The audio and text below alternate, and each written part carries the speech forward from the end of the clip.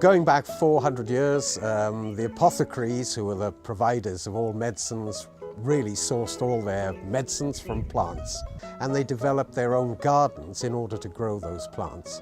And when we came to restore this garden, this lovely walled garden, we set out to make it a copy, really, of the physic gardens that have now been mainly lost.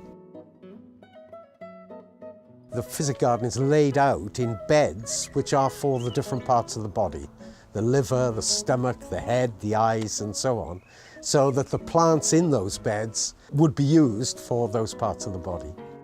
Cowbridge was a walled town. It celebrated just a few years ago its 750th anniversary. It was founded in the mid-13th century.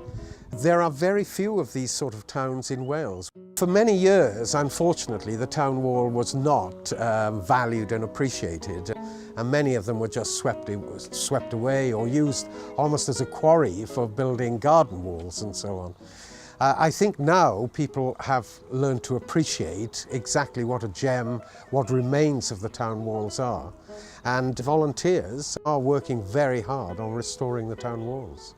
When we first started, you couldn't see the wall from the inside at all. It's completely screened with scrub trees and bushes, mounds of earth, and all that was cleared by the people of Cowbridge. And it could not have been done without a vast amount of public interest and support. At every stage, people have come forward with specialist knowledge, enthusiasm, with a great deal of support from the Vale of Glamorgan, who've provided a lot of backup. I think people are enthusiastic about the conservation because they appreciate what they've got, and these walls, which represent something very important. We live in a pretty uncomfortable age. The future is always very uncertain, tremendous pressures, everything changes much too fast for most people. And so to have this sort of thing around you is, I think, very, very therapeutic.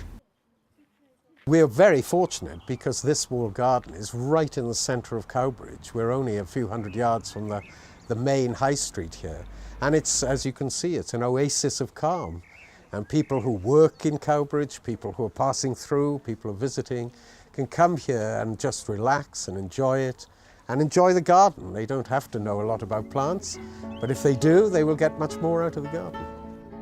I'm obviously enormously proud of it, but it's basically a whole team of people who understand what value the history and heritage of Cowbridge means to them, and are willing to put in the muscle power and the time to restore what is here. And I must admit, I salute them.